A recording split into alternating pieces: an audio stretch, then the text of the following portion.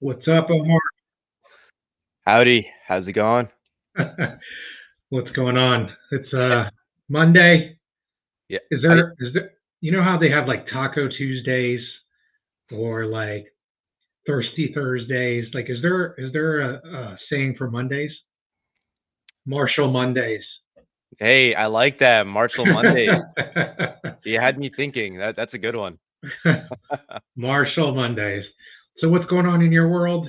We have a very exciting guest coming on, right? We do. I'm excited. I know, like, you know, obviously, being part of the NIMPO community, for some time now, obviously, and especially in the US, you know, I'm pretty sure if you've trained in NIMPO in the US, you've heard of this individual. Mhm. So I'm excited. I've watched, some of his podcasts in the past. I've seen you speak with him. I've never personally met him, so I'm excited to have him on our show live. Yeah, same. I've spoken to him many times. I've even went to his school and uh, stayed at his house because of a unfortunate situation with my car that broke down.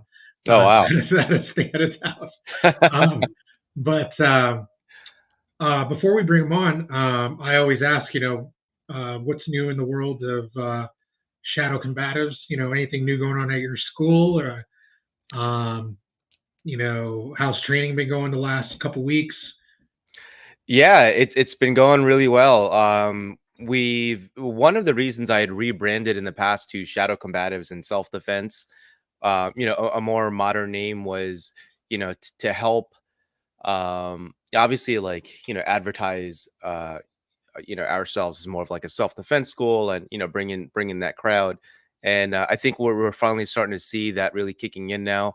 Getting a lot of like females actually sending emails and enrolling. I mean, it's 100% of the prospects I've had in the past 2 months have all been female. Already had a few of them sign up, Interesting. and yeah, it's been great. I think that I told you about that festival that we had a couple blocks down the street from my dojo, and we set up a tent there and a table. That was one of the best decisions I've ever made for the dojo. So that's Why certainly do you helped a lot. think? So why do you think that is? Why do you think it's a lot of females? Honestly, like when you just say self defense, I think that that's one thing that's catchy, right? I mean, obviously, like Right. Krav Maga, right? You say Krav Maga, a lot of people know that just because it's almost like a household name. Right. But self defense as well. I mean, that's just it kind of speaks for itself. I mean, most schools in Northern Virginia, there's a ton of them. They Well, they'll be like taekwondo and karate and BJJ, and then they'll claim, that's a self-defense school. So I think something that also helps is, we've got 5-star ratings on Google. I think close to like 20 ratings or so. Um, that certainly helps. A lot of people find us, a lot of my leads are organic from Google. So that also helps. But another thing is we actually, teach people about local laws with self-defense and scenario-based, situations. It's not just, stand there and do, punching and kicking in the air, katas and stuff and call it self-defense. So, Nice, yeah, nice, yeah. So that's been helping. cool. Well, you ready to bring our guest on? That's it. All right. Without further ado, Mr. Allie Alberigo, how are you? How are you guys? Good to be here. Great. Thank you for coming on tonight. I know how busy Yeah. you are, so Yeah, we I'm greatly not used to appreciate. doing podcasts at night. Like this is the first time I've done one in a long time. Usually it's in the day or early morning or whatever. Right. We're trying the nighttime stuff because we figured it'd be the best time for everyone to watch it. Yeah. But I don't know. I wouldn't be against doing it during the day. I would try it during the day and see if that's better. Maybe people will watch it more because they don't want to be working. Yeah. I used to do my own, I did called Lunchtime Chat. It was a podcast that I do on positive stuff and things like that. And I did that at like 12 o'clock noon my time. And it was always pretty well attended. People could take off a lunch and listen to the podcast. But the nighttime ones I've never done, but the daytime ones are hit or miss. It depends on the day, who's available, and so on. Awesome. Well, thank you again for coming on. It's my pleasure, man. It definitely is. I love to be on anything, especially Nimpo, Ninjutsu, Jujitsu related. Makes me happy to spread the word. Yeah, and Awesome. that's one thing I definitely want to touch on is like, I don't think I don't think people realize, especially like my student body. I don't know about Omar's student body, but my student body, I don't think they realize how rare um, Ninpo and Ninjutsu schools are in general, and Yeah. Japanese Jiu-Jitsu, Yeah. especially at the level we do it at, where we have a brick and mortar business. Hmm. Most guys just teach out of their house, Right. out of their basement or garage or Right. whatever, So for us to do it the way we're doing it and do it successfully, we're below 1%. Yeah. Yeah. Definitely. Um, Yeah. for- That's interesting though you say that, because like even in my area there are a bunch of ninjutsu schools, but they're all people who broke off from me. They were once my students, and of course they wanted to be the man, so they jumped out and did their own thing. Of course I get no credit for it.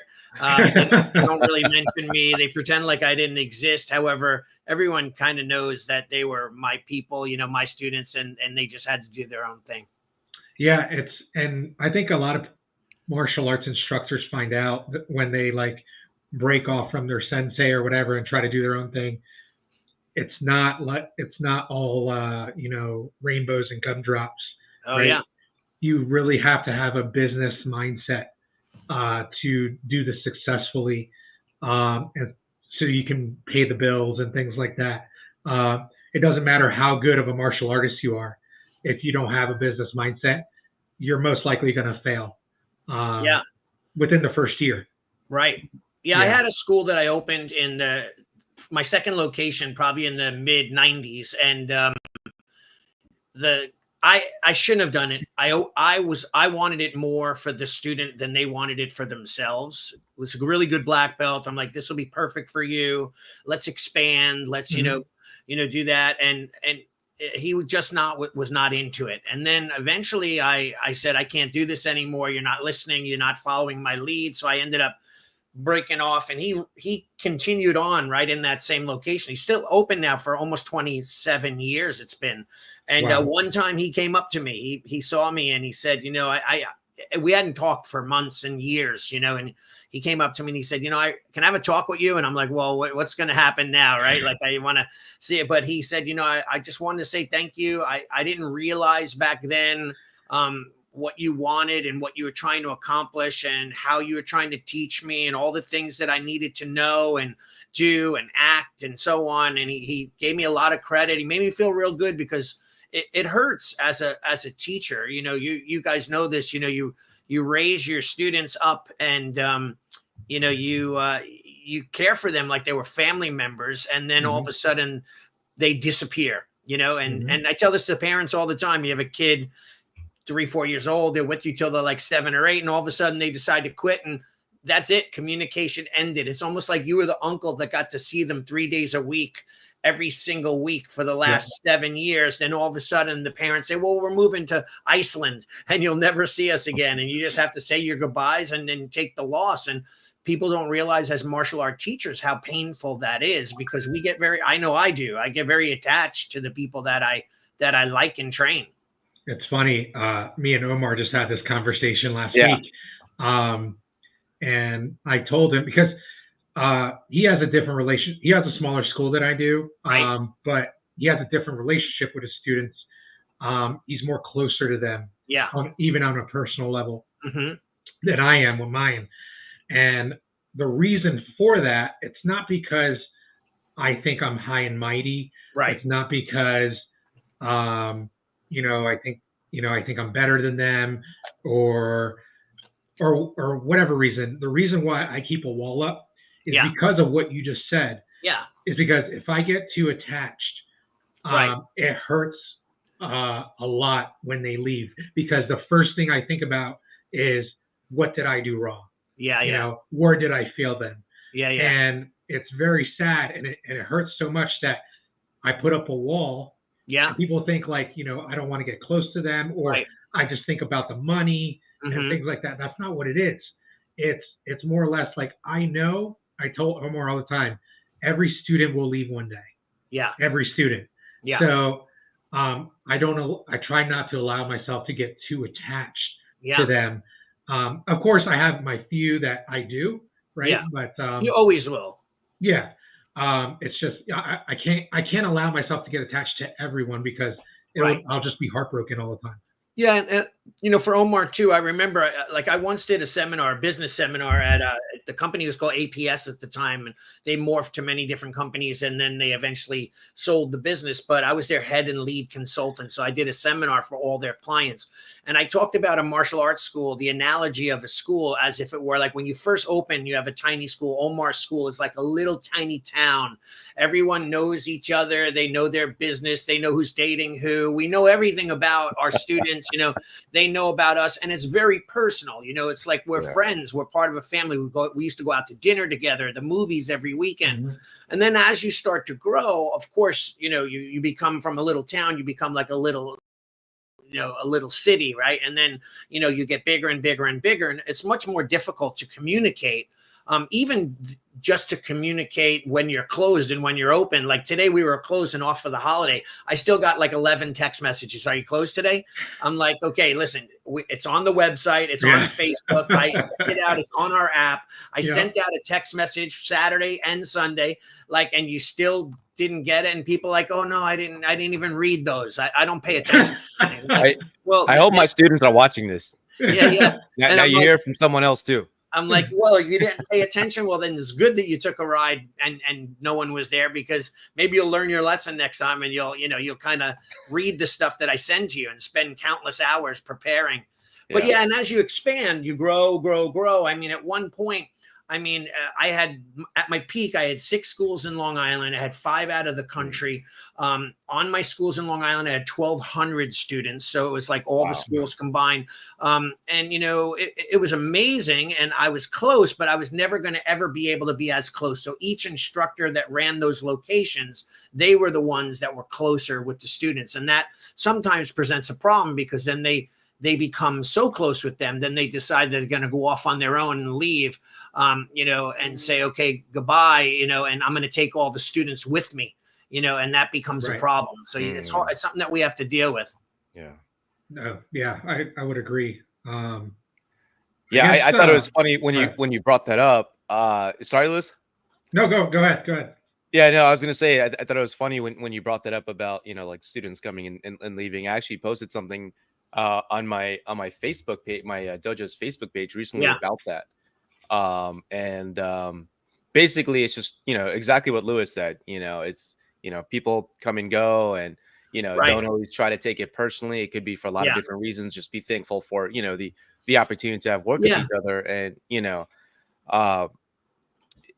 like right now, between like adults and kids, I have maybe like 27 students. So small school. You know, it's pretty much split half and half, I'd say. Yeah. But you know, some of like most of my students usually stick around for at least a couple of years. Right. You know, my longest was about, I think, 7 to 8 years. And, you know, he had started his own dojo, and, you know, a couple of years ago, and, you know, he's just kind of been distracted. So, you know, that's along the lines of what I was talking to Louis about recently. But, you know, I mean, it's happened before, and, you know, I get it. It makes sense. I'm glad you talked about it, you know, that comparison about, you know, small village, you know, and big village, big town, big city. I think then all of a sudden you're a state, and then you're like, you know, a country, right? Because that depends on how large you are and where you're located and how many locations you have. But I'll give you some advice. As you do this more and more, like myself, I've been doing martial arts. This is going to be this coming February, I'll be 60 years old. And I'll be doing martial arts for running my school for 34 years, but martial arts for like 56 years, long time. Wow. And, you know, just alone, I love when people will, you know, try to discredit me in some way. And that happens all the time in our you know, industry. But I could just say, look, I've been in the martial art business. I've run a school for 33 years. Like, how many people could say that they've done that for over 3 decades? You know, there are a lot of schools out there that do, but it's not easy, and it takes a lot of work, and there are hard times. And I think the biggest majority of the pain that you feel as a martial art teacher is from situations where you have, like, for example, I went to one of my students' weddings last night. 2 of my students got married, and there was like 10 of my students there because they're all friends, and we all sat at the same table. And this girl started with me when she was 7. So now her and her husband, she's probably 30 something years old. And it's just amazing. And her sister was a black belt, to see them grow up. And at the table, I had one of my students who actually just texted me now because he's watching the podcast. He's been training with me for like 25 years, long time. Wow. So, but the advice I give to you is, as these things happen, you just can't take it to heart, because you will. Like you said, Sensei Lewis, you said, like, I wonder what I did, what I could have done better, what I did wrong. Like, and most of the time it's not you. Like, I mean, unless, there are a lot of teachers out there that are probably not the best and they don't do the right thing. And yeah, they are all about the money and they could care less about their students. And I'm absolutely the opposite of that. Like, I get mad when people call my school a business, even though it is a business and I run it like a business, but it's not a business to me. It's a school. It's a dojo. It's like a way of life. It's me transmitting knowledge that I've stored up for the last 50 some odd years and sharing it with my students freely. If I was a Tony Robbins or one of those speakers, I'd be charging tens of thousands of dollars to share little pieces of that information, right? Yeah. And we do it for a small amount of tuition every single month. And it's a shame, because even with the younger generation now, the kids and the parents of the kids, they don't quite realize how much we do, like how important we are in their lives. And this girl who got married, she mentioned her sister did the talk for her, the black belt sister. She did a little speech, and she's talking about when they started in the martial arts and when they trained in the martial arts and when they were on the demo team and went to tournaments. Like, my wife turned to me and said, this is a big part of their lives. It impacted them in an incredible way. And that's why we do what we do. Some of those people will just disappear. You'll never see them again. And I have hundreds and hundreds of thousands of students that's happened to. But when I do eventually, some of them eventually come back, not many, but when they do, they tell you of all the things that happened in the dojo that changed their lives for the better. So just remember that, like, even when people quit, unless it's on bad terms and then people just go rogue and start being nasty for no reason. And we could talk about things like that too. But yeah, it's majority of the people have had good experiences, and they'll always take that with them forever. Yeah, I would agree. So I guess give a little brief history on for people that don't know you and who are watching this. Yeah. On your martial arts background, history. Okay.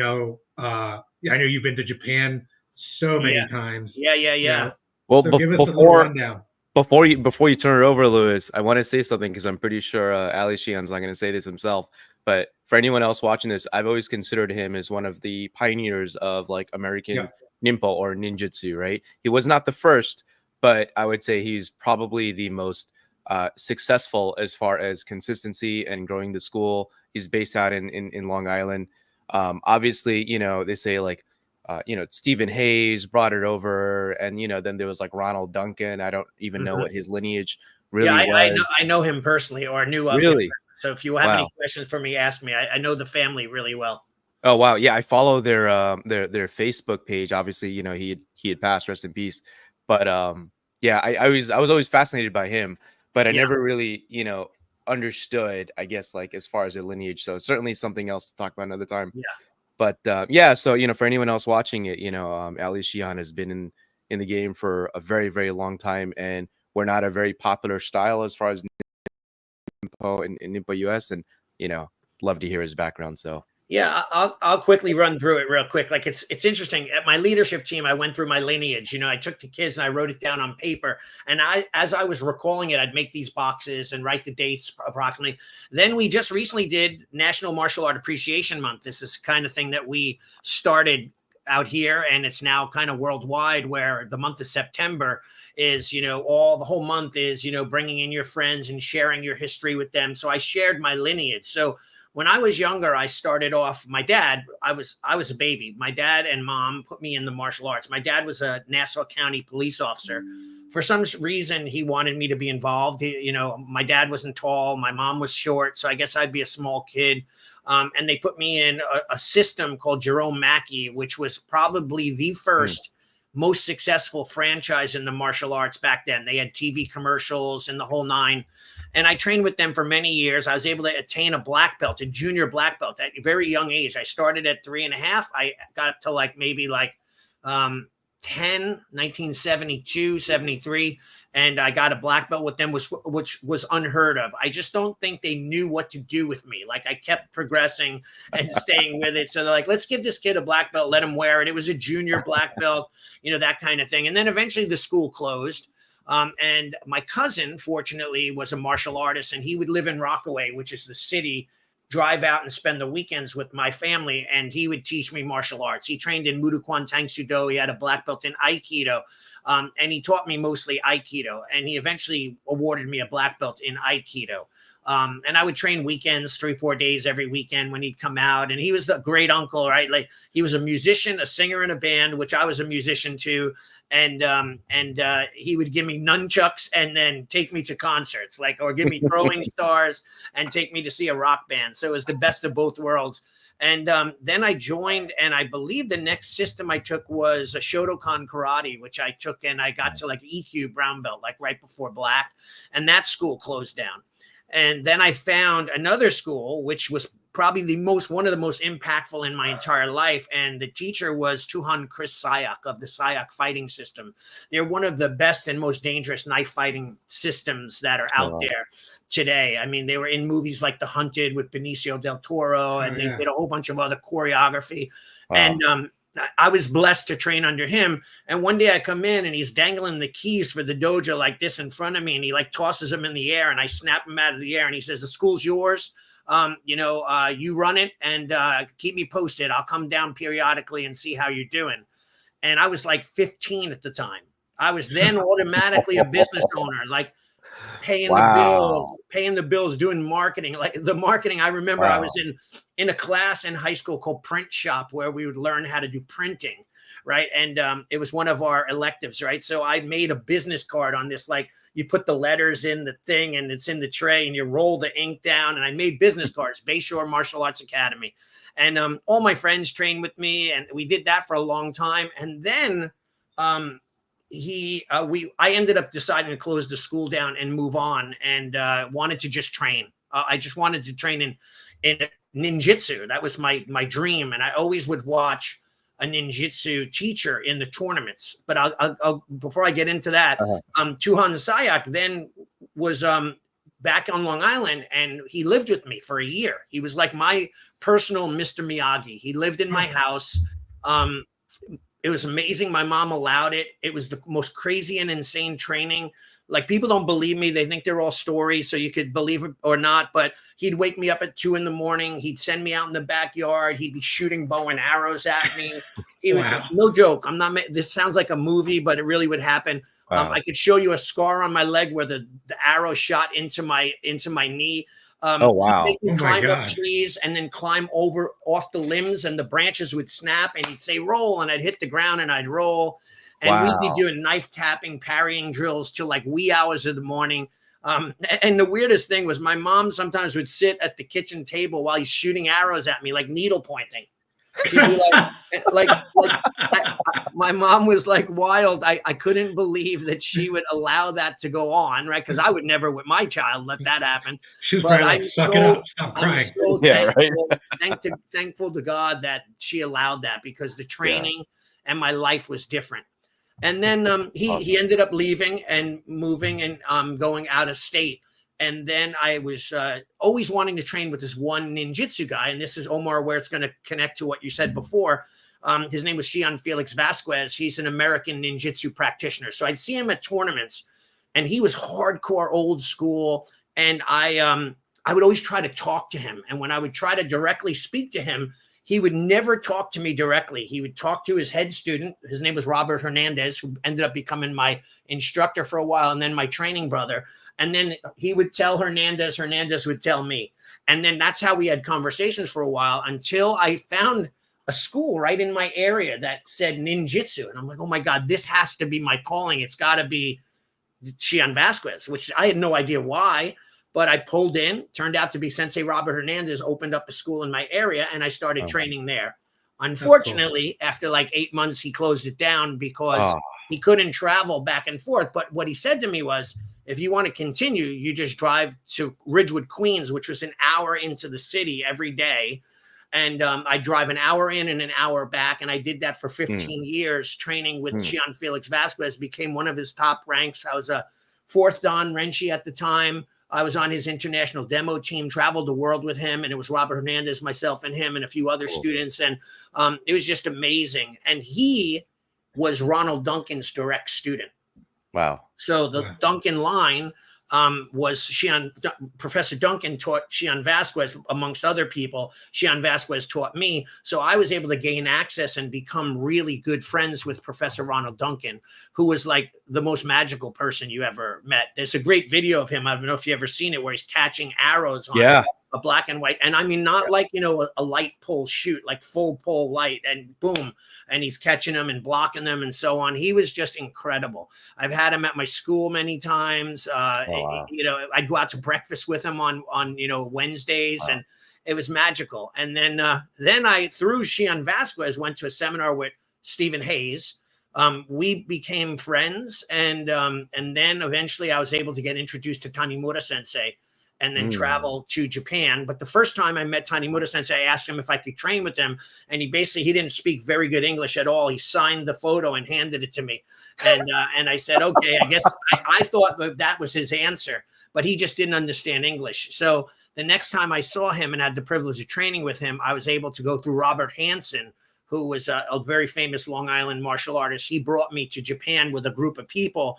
And that was 1992. And I started training with Tanimura Sensei from there. And I trained with him from 92 to 2005. I was in Japan 17 times, traveled all over the world. Anywhere Tanimura Sensei was, I was there. England, you know, Italy, Philadelphia, Minnesota, Milwaukee, all those places I would go. So I could be around him. Like, and I laugh because my students sometimes can't travel to a tournament that's like one town over because it's too far. And I'm like, I used to travel to Japan to be with the teacher. Like, are you kidding me? But we live in a different era. So that's some of my history. And that's how I got to where I am. And I started my school in 1991. Wow. Yeah. Also, just for anyone else, I'm not name dropping, but one of Lewis and my former teachers is actually a former student of Ali Shihan as well. So, you know, everyone is always connected in some way in the U.S. Yeah, and in his defense, it was like a short time. He was assigned to me through Tanimura Sensei so I could get him up to speed on his belt level so that he could continue being a direct student. So when I saw a lineage chart that you had made, Sensei Lewis, that I'm like, oh, this is really cool. Oh my God, I'm on this chart. I'm like, wow, how the hell did I get there? Which is, thank you for doing that. Because some people don't show appreciation for what got them started or where they were. But I'm honored with that as well. But that's cool. Yeah. Awesome. That's such a rich history. And you could, you know, knock on wood, you can pass away tomorrow and live an amazing life. You know, you have lived an amazing life, you know? Yeah. Thank you. Yeah, and that's only one side of my life. Like, I was also a performing rock musician in a 1980s hair metal band that toured around the country with all those 80s rockers too. So between martial arts, so you could see all my guitars behind me in the videos, right? I thought those were guitars. I wasn't sure. They're cool. So I did that as well. But I had three loves, right? Three loves. Martial arts, music, and girls. That was it. So those are my three things that I cared about when I was younger, and I always pursued that all. Now I'm lucky to have a great wife and a good, beautiful daughter, and she just turned 25. I know you've met her before.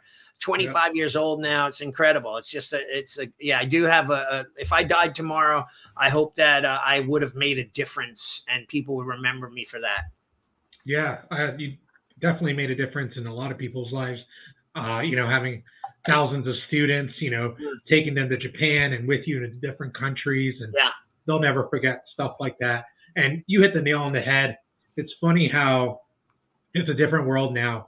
I used to, you can ask Omar, when I used to train with Omar, I used to drive, over an hour Yeah. to go to my classes, you Yeah. know, 3 times a week, 4 times a week, you know, and people will, you know, do an intro class in my school and be like, you know, this was like 20-minute drive. Right. Yeah. You know, I don't think this is a right fit for me. I'm like, 20 minutes? Yeah. Like, I wish I had a 20-minute drive. I know. It's a different world, though. It really is. And like, I wish we could bring back that kind of mindset, but it's hard. Like, I'll give you an example. One of my parents was talking to another parent, and the father travels from a place called Ridge, which is like a good 45 minutes out east, like almost near the Hamptons on Long Island. And she's like, "You come from Ridge?" And he's like, "Yeah." He goes, "You know," and she goes, "Well, I only joined this school because it's right around the corner from my house." Like, there was no credibility to us. It didn't matter what style we did. It didn't matter, you know, anything about how nice the school was. It was just that it was convenient so that she could drop her kid off. However, this guy goes, "You have no idea. The reason why I travel is because Allie he's been doing this for so long, and he's one of the most, going over the whole thing, blah, blah, blah." And she's like, "Oh, I didn't even realize that. I had no idea." Like, and, you know, that's good. Like, I'm lucky I picked the right school. Like, you know, so it's kind of funny that people don't understand that. Yeah. Well, it's funny. Omar knows this story. So the one time I came in, so I don't teach all the time like I used to. I come in, I teach maybe 1 day a week, maybe only 1 class a week. Some weeks I don't teach at all, right? So the students don't see me a lot, especially the younger students, you know, the littles. Yeah. The adults have more access to me than the kids do. But I come in the one day for a graduation, right? And oh no, I'm sorry, not a graduation. I came in to just watch classes because I wanted to see. Sometimes I'll come in, want to see what the instructors are doing well, what they need improvement on, stuff like that. Right. So I'm just in the corner, sitting in my chair, taking notes, and this kid comes over, and he's like, "Are you new here?" And I was like, "Yeah." Yeah, exactly. I was like, "I just started last week." I was like, "How am I doing?" And he's like, "Well, you're just sitting down." And I'm like, "Yeah, I should probably get up, right?" He's like, "Yeah, you probably should." You know? Even though my picture is on the wall. Yeah. Right? No idea. I have a funny picture story. I also have my picture on my wall, and one of the kids asked me recently, like, "When did that guy die?" And I'm like, Wow. that guy is me. I'm that guy. You know, like, are you kidding me? Like, what? Like, I might have been a lot younger in the photo, right? But in his defense, but like, yeah, it's so hysterical that they don't get it, and how lucky they are. Like, that's one thing I have to tell you. Like, I always was enamored by my teachers. Like, I revered them, right? And I once had this parent, man, that he was like the worst. Like, I hate to say that negatively, but his kid was the best. He was the worst. Like, he was a troublemaker. He would always be in the lobby talking crap about the dojo and to other students, trying to turn them. Sometimes if I had a parent come in that was brand new, he'd have negative stuff to say on purpose. Anyway, long story short, you know, he was absolutely the worst. And we had this big argument over reverence. And he said, like, you got such an ego. All you want people to do is revere you. You know, you use the word revere all the time. I said, I don't understand why you don't want your child to have reverence for their teacher. Right. Like, you know, we all know that if you don't really like or believe in someone that much, you're not going to really take their lessons very valuably, right? You know, like, you're going to be, "Oh, yeah. Like, you know, okay, I get it, but I'm not interested," right? So reference is so important. And anyway, long story short, he would argue with me. And I go, "What if your daughter really respected me and liked me, if I told her not to smoke or not to do drugs or not to drink or whatever?" Exactly. She's going to respect me and not do that, hopefully, right? But if she doesn't care about me because you're always putting me down, and whatever my lessons are in class, the spiritual ones, the mental ones, she's going to discredit them as just gibberish from some guy who doesn't mean anything, right? Right. And I believe reverence. Like, I always revered my teachers. Like, I still, in my heart, love them. In fact, let me show you something. I have this one picture. This picture, I don't know if you see it with the lighting, but his, can you guys see that? That's Swami Bawaji, my yoga teacher. Okay. He passed away at 124 years old. Wow. He was a guy who lived from the 1800s, saw every modern technological advance. There was no running water. He saw every major world war conflict in the whole entire world, right? He would say to me, which is wild, he'd go, hey, Allie, do you know who Hitler was? And I'd go, like Hitler from Germany? He'd go, yeah, he was my driver when I was in India. I go from India to teach in Germany. They'd assign him to be my driver. Like he knew Mother Teresa and Gandhi and all these people, like personally. Like, and when I met him, I found an immediate connection. Like, I love this guy. And he would talk to me in Hindu or Hindi, right? Like, and he would talk to me in that language. And I'd always say, Swami, I don't understand, the language. He goes, no, you do. He goes, you just don't remember that you know the language. Like he thought I was a reincarnate and that I understood it. It was recessed in the back of my mind for generations, right? But he was magical. And this guy at 124 was the wittiest, the most incredibly with it. He could do full leg lifts and, full, cross anza and, cross-legged position. Wow. I mean, he was just in great health. Amazing. Wow. And he did jujitsu, by the way. So one time I was visiting him at his house. I was really sick. I didn't want to go. He's like, you come anyway. And his daughter, he goes, my daughter's going to make you a tea. Right. And I'm like, okay. So he calls his daughter out. By the way, she's 80 years old, his daughter. And she makes me this tea. It tasted like mud and mud and urine. Like, and I'm like sucking it down. I drink the whole cup of tea. Within 20 minutes, I'm better. Like, I don't have the sniffles anymore. I don't feel sick anymore. Awesome. I'm fine. And then he says to me, he goes, I did jujitsu. And I'm like, I didn't know that, Swami. So he calls up one of his yoga people. And he goes to them. By the way, they know no martial arts at all. And he says, grab me like around the, so the guy grabs Swami around the neck and Swami throws him in an Ippon Seoinage on the floor. Like the guy hits the ground. You hear the biggest thud and the guy's laying there. Like, I think he almost killed the guy. Like, because the guy's never taken and this is a full class judo throw. Jeez. And I'm like, Swami, I don't think he's okay. He goes, no, he'll get over it. That kind of thing. Finally, eventually he got up. But this was a guy that was just unbelievable. Like, he was just, I had that love and reverence for him like I did with all my teachers. So reverence is important. If students are listening, they should really understand that, if your teacher is good to you and he's knowledgeable and he shares with you, you should show that respect and that courtesy and really appreciate that time because, everyone could get things at the touch of their fingers, right? They want to look something up. It's on the internet. They go on the computer, on Google and search it. But a lot of people don't have to work hard for the lessons that we did when we were younger, that we had to work to get our teachers to trust us so that they would teach us, right? It wasn't, now they just come in and they walk through the door and they're expecting it. Yeah. You hit the nail on the head. Like, my current teacher, Ron Sensei now, like when I see him, even though I haven't been training with him for many years, this is like my second year. Same thing with Omar. Yeah. When I see him, I feel like, oh my God, like almost like my dad's walking in the door. Yeah. You know what I mean? Yeah. Like, and I bow and I just want to make sure that he's comfortable and he's okay. And, anything he needs, are you hungry? Do you need anything? Yep. All the time, I'm always asking him something. Do you need anything? Yeah. Are you hungry? Do you want me to place your order for food so it's ready by the time training's done? So there, he can eat right away. Things like that. Like, can I grab your stuff? Can I fold your hakama? Yeah. It's crazy to me how, now, this day and age, like students are not like that. Yeah. You know what I mean? And you know what for a while I was on a kick. And by the way, remind me to tell you a funny Gembukan story about that, about the reverence thing. But I was on a kick that I would say things like, you know what, people of this day and age in this modern society, they don't get it, blah, blah, blah.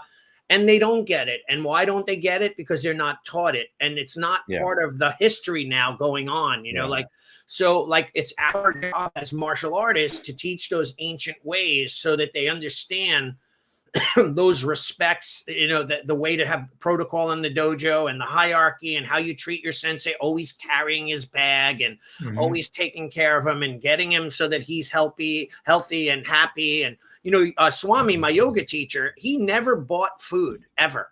He never purchased it himself. Every day, his students would bring him food so that he could cook it fresh that day. And I said, well, what if they don't come that day? He says, then I won't eat. And that's just a bit, but he never went a day without food. He traveled the entire world, never had a penny that he had to pay because it was all taken care of always for him, because he was like unbelievable, like legendary. Like, I don't even know what, at that level, he was like, a Swami. He was, godlike in a way. Right. And, but one thing too, that I think that we have to do is to continually teach the lessons of how to act, but we have to, in this modern day and age, explain why it's relevant to them, or else they won't want to do it. They'll think of it like, oh yeah, you just want me to do that because, it's just like you got to learn a move. You just want me to learn that so I could pass the belt test. No, we want you to learn that so you could defend yourself, right? So you could understand the basics of these moves. You need to learn this move, right?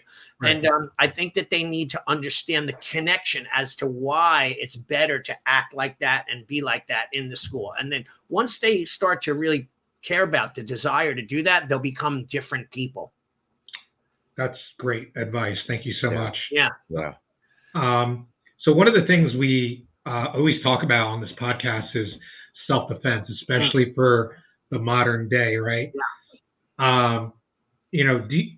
Obviously, do you think you teach Ninpo, Ninjutsu, Jiu-Jitsu? Right. Do you think, one, why do you think it gets made fun of? And two, why do you think it's good for self-defense? Yeah, you see, it's funny that you say it gets made fun of because, on sites that make fun of things, they make fun of everything, right? So I've never seen like ninjutsu be like a laughing stock, unless you're maybe in the BJJ community and they think that everything's bad except for BJJ, right? Yep. I get mad. Like one of my students just recently wrote a joke, and on the top, he was like writing out a list of things that we had to be remind to tell our students. We're having a Halloween party, we're doing this, and he said McDojo news, and I saw that on the pad and I lit up. Like I was furious because I'm like, and I told him, it's like, no, I'm only kidding. I was only joking. It's only for me. And like that, I'm going, well, if that's what you think of the school and you think of our school as like, or those activities, like McDojo activities, then that pisses me off because we're not at all. I mean, I look at a McDojo, I hate the term, by the way, but I look at it like a fake and a fraud. That's people that are totally not real and they're faking their way. They seminar their way into learning a few moves. And, but I don't like the term at all. But I don't know if ninjutsu gets made fun of. I think that people, once they learn, like the way I speak about ninjutsu is that it's a classical, historical martial art.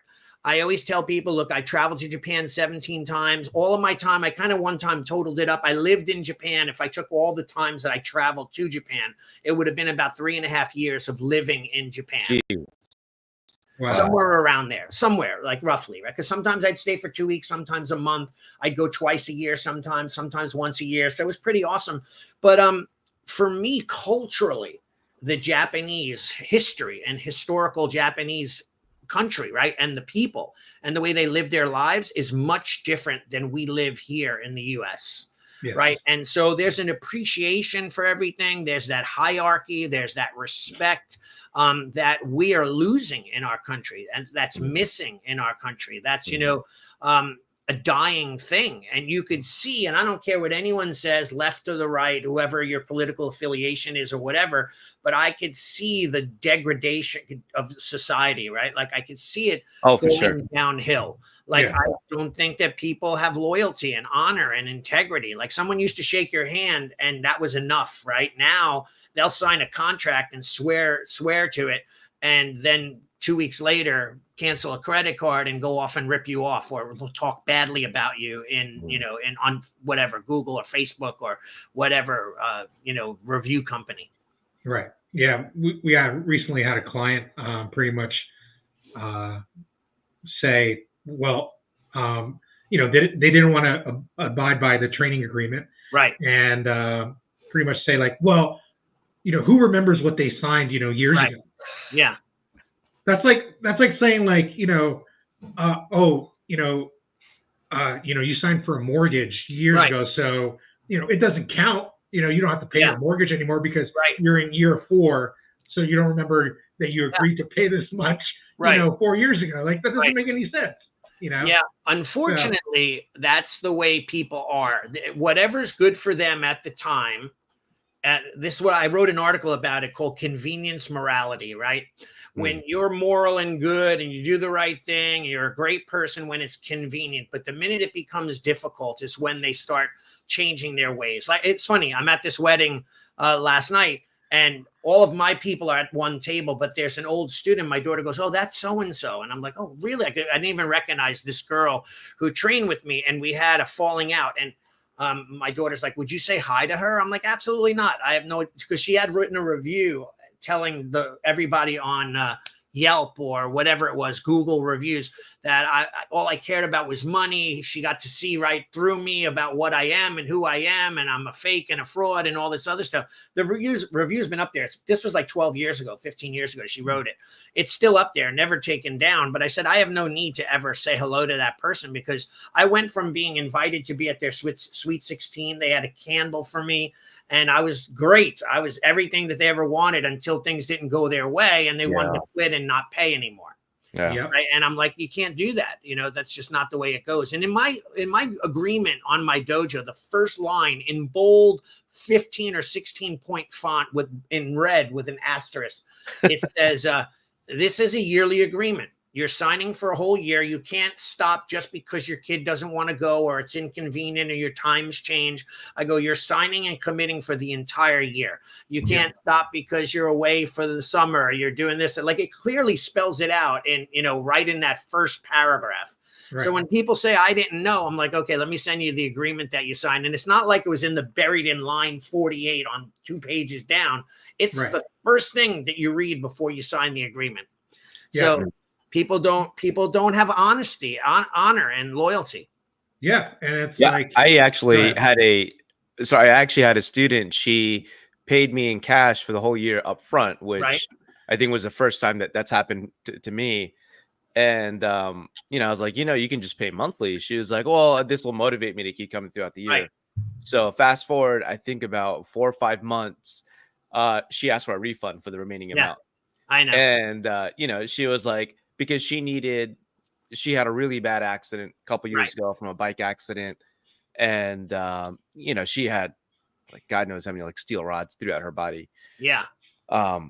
But she was having issues with, like, one of them was causing, like, infection, whatever. So she needed another surgery, and she was back in school. And she was like, she didn't want to potentially interrupt like her classes or semesters. So she was going to push it off for another year to get the procedure done. I said, well, why don't you just do it right now?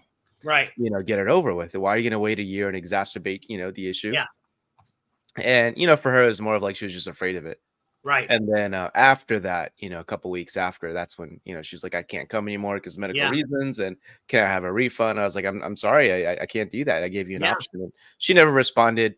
But that was it. I'm sure you're the bad guy though. Now you're definitely, you went from, and it's funny, I once had a student, no joke, compare me. They said, you're like Tony Robbins and Hitler.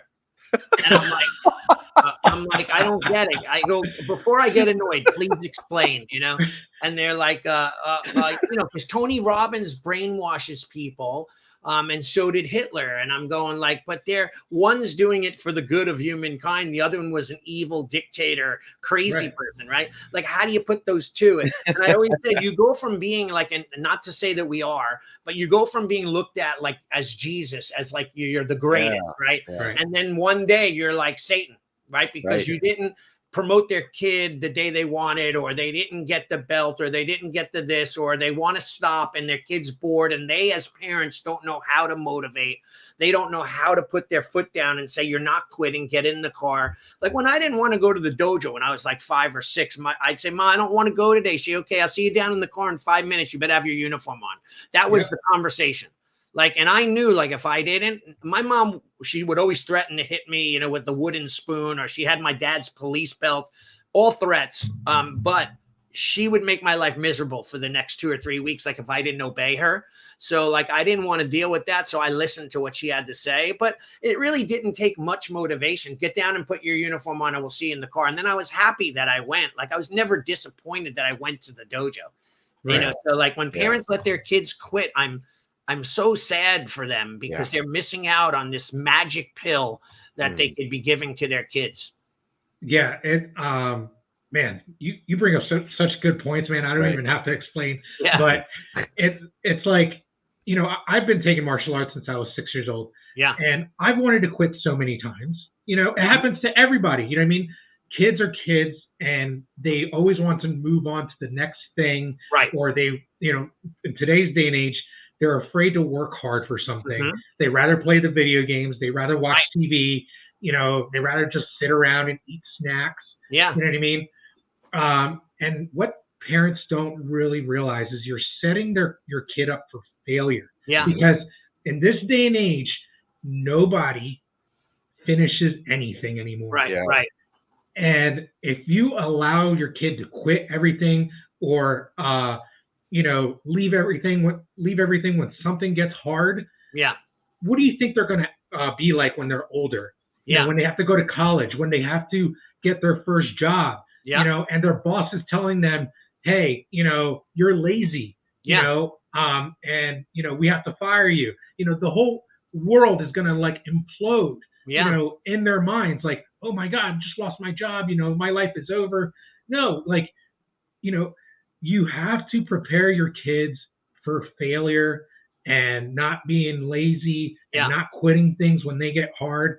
Right. You know, it's easier to deal with a crying kid now than deal with a broken adult later. Exactly.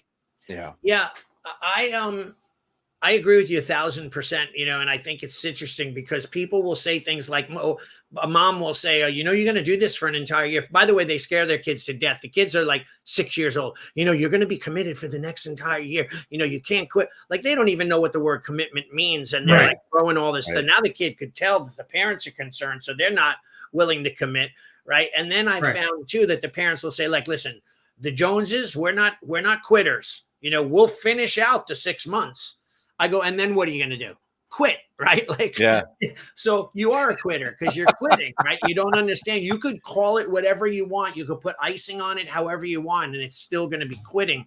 So I have to say, like, I've promoted, I went through this just recently, and went back in my head and I started writing down how many black belts I promoted. And then I forgot so many. So I enlisted the help of 2 of my black belts they remembered everything. 178 black belts we promoted in the course. That's not really a lot though, if you think about 33 years, right? Yeah. I know people that promote 178 black belts a year and, you know, in their style, right? But for me, that was a lot.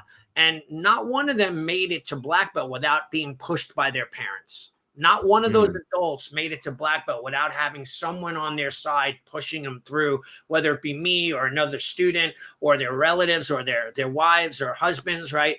So they needed that. And, you know, when the going gets tough, people quit nowadays. That's what they do. They just give up. You know, and by the way, think about it. We live in a fast food society. Everything is easy, right? You know, we want something, we could go boom and get it, right? So if we can't, we have to work hard. And our ego gets in the way and our mind gets in the way and we want to work hard and we're going to quit because it's too difficult.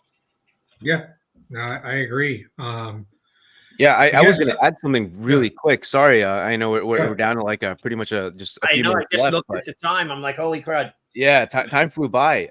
You know, but something that I did. And so I'm going to explain something a little bit about what I'm currently doing with my school. And then I want to pose a quick question to you. So basically what we're doing is I have I have my Shisenkan, you know, curriculum through my teacher, Ron Sensei, right?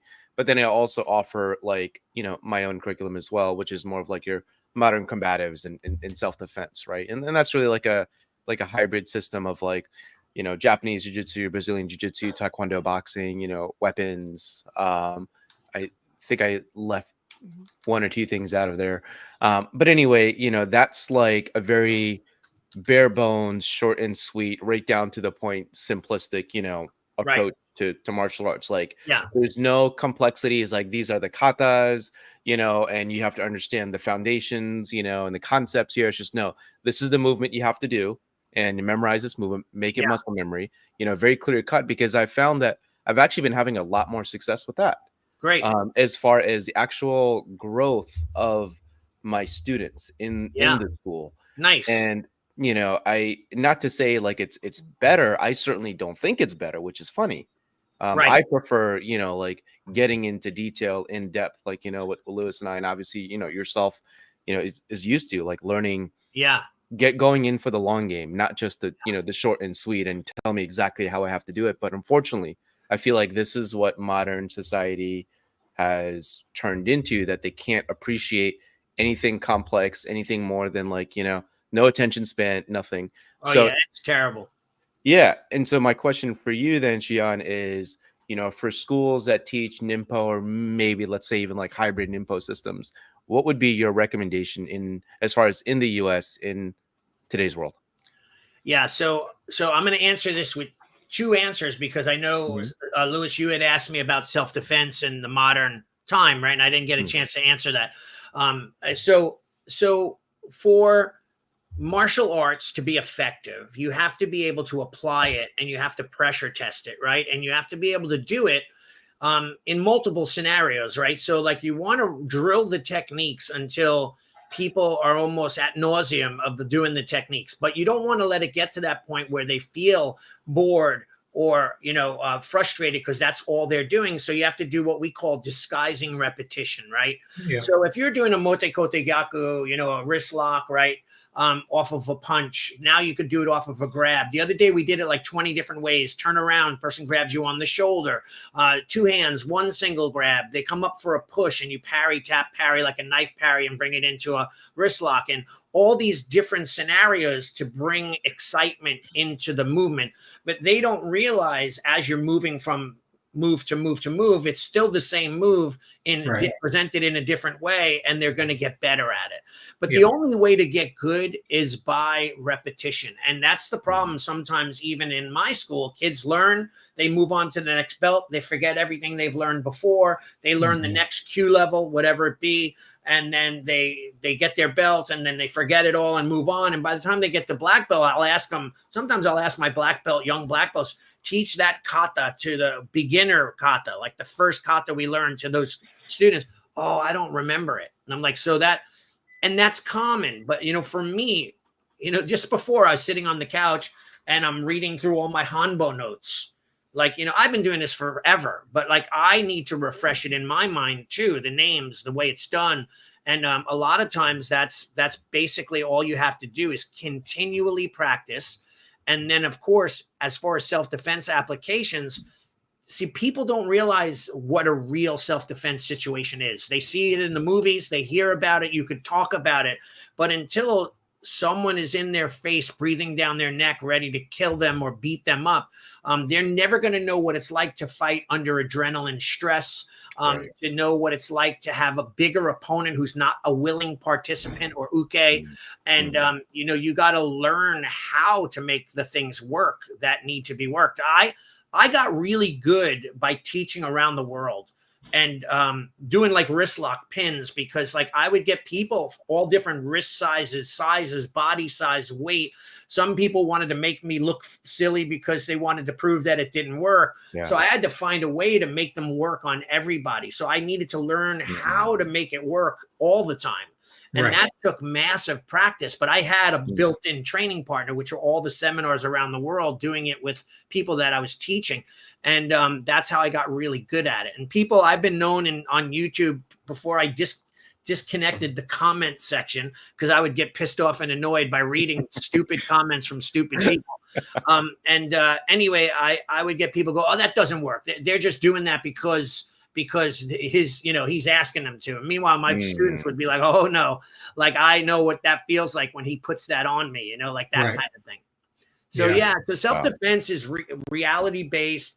But I fear that there's only a small portion of our student base that will ever be able to truly defend themselves, to conjure up that violence, to be able to do something strong enough and hard enough to be able to really hurt the other person. Because in general, the people who train in our school are good people.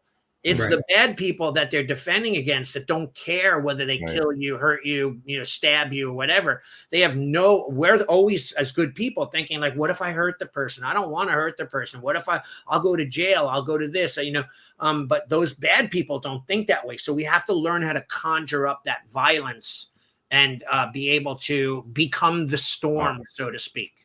Yeah. Man, Wow, that's great. you're preaching to the choir. Like Yeah. I'm doing my first in-school tournament this Saturday. I saw that.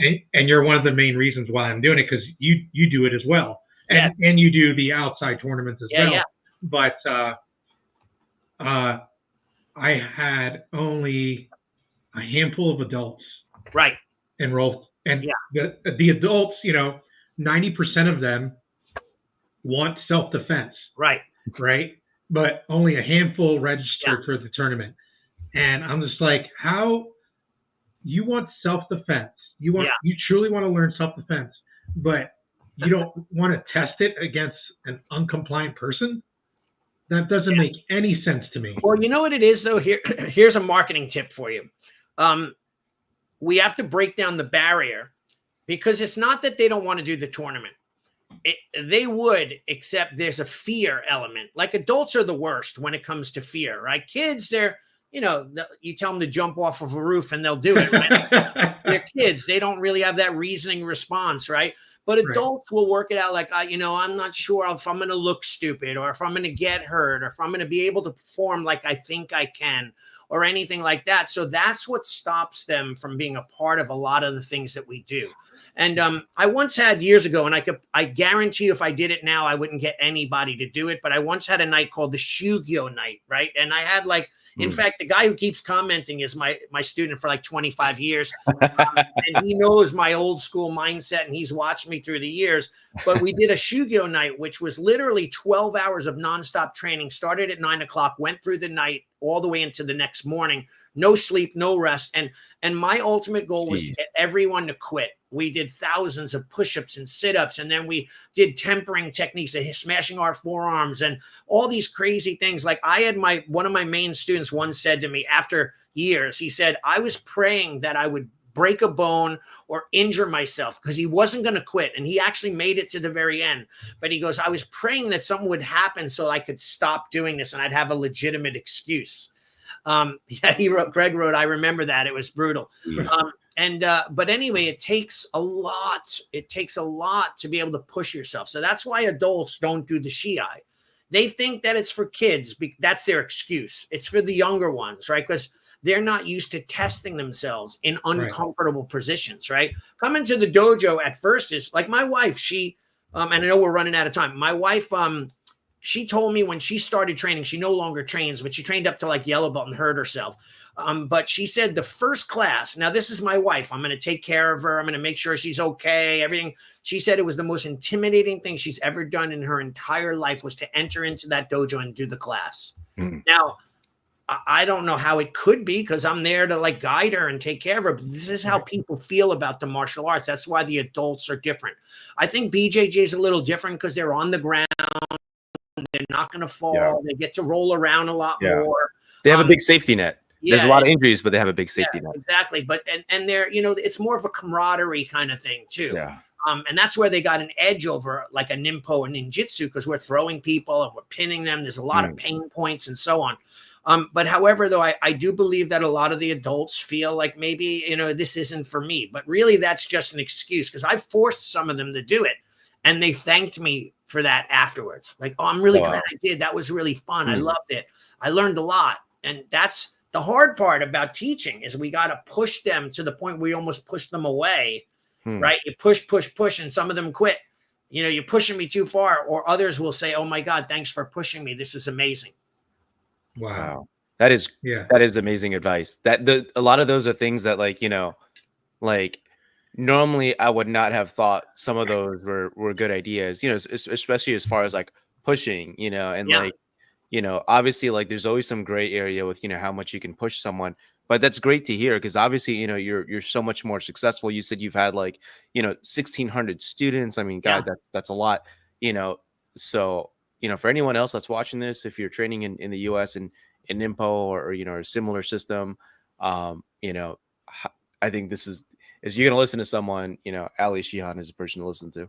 Thank you. I appreciate that, you guys. I sometimes feel like I'm just like the average guy. I know I've done a lot and I've been a lot and accomplished a lot, but I look at it and I go to myself, like, really, like, sometimes I feel like that movie in Rocky when he tells that one. You remember when they're walking with the girl and he's giving her this speech about smoking and he's like the main Rocky thing. And he's like the first Rocky, right? Yeah, first Rocky one. Yeah. And he's like, he's done giving her this big moral lesson, and she goes into the house, closes the door, and then she opens it up and she's like, "Hey, Rocky."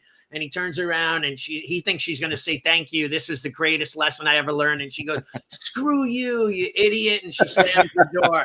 And then he's like, "Oh yeah, screw me." Like, why would people listen to me? Like, and sometimes I feel like that. Like, why would they listen? Like, I could give a parent a lecture on how to parent better.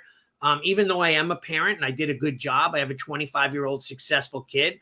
However, they're probably thinking, like, why should I listen to him? Like, that's where that reverence comes back in, right? Where you got to be like, I really respect this guy. I'm going to take his advice. Yeah. Man, you're just dropping mics all night tonight. That's great, man. I appreciate that. There is this podcast, this episode has probably been one of our best ones. And like there was questions we didn't even get to. So we're definitely going to. If you want to do another one, I'd be more than happy to. Oh, absolutely. Absolutely. Yeah, absolutely. Yeah. Thank you again. Thank you so much. Omar, you have any last words for?